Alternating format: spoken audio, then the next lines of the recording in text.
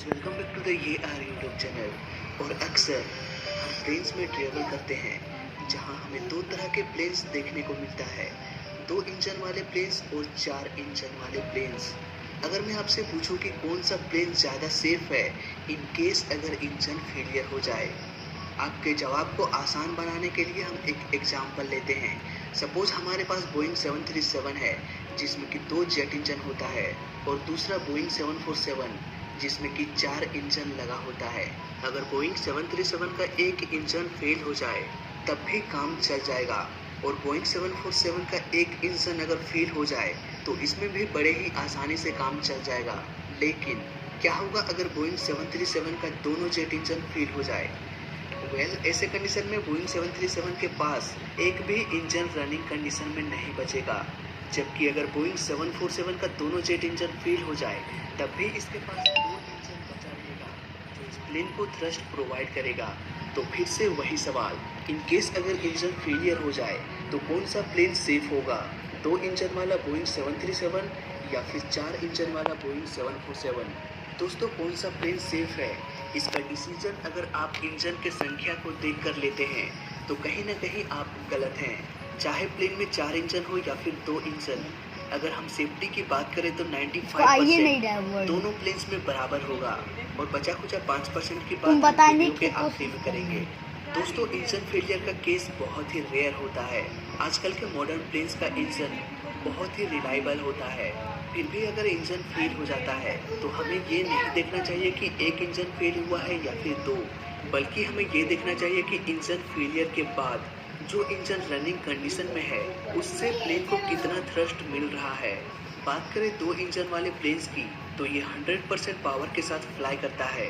अगर इसका एक इंजन फेल हो जाता है तो प्लेन को 50% नहीं बल्कि 30% थ्रस्ट मिलेगा।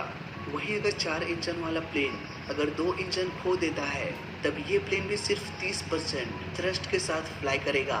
यानी कि अगर हम दोनों प्लेन्स का रेशियो देखें तो बोइंग 737 का एक इंजन बोइंग 747 के दो इंजन की बराबरी कर सकता है। और ऐसे कंडीशन में दोनों ही प्लेन्स अपने मैक्सिमम एल्टीट्यूड को मेंटेन नहीं रख पाएगा और प्लेन नीचे आने लगेगा। इसके बाद ये कम एल्टीट्यूड में फ्लाई कर पाएगा।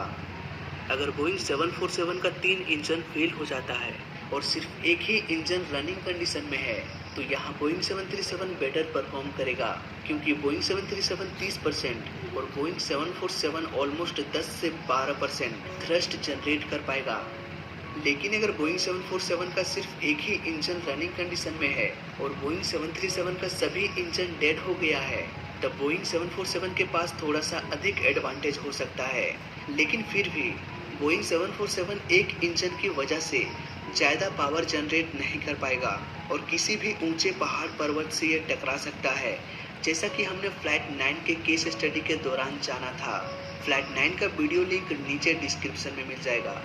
इसीलिए ये सोचना गलत होगा कि एक इंजन होने के बावजूद भी बोइंग 747 आसानी से फ्लाई कर पाएगा।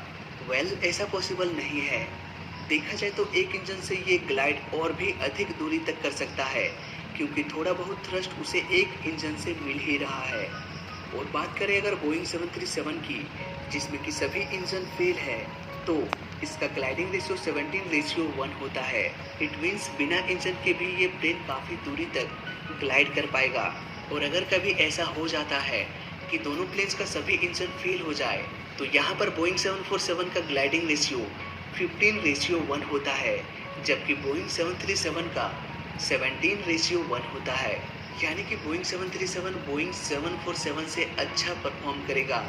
ओवरऑल थोड़ा बहुत तो ऊपर नीचे हो ही जाता है, लेकिन देखा जाए तो दोनों प्लेन्स 95% सेफ है और बचा हुआ 5% में हो सकता है कि इंजन ब्लास्ट हो जाए और किसी तरह से विंग्स डैमेज हो जाए।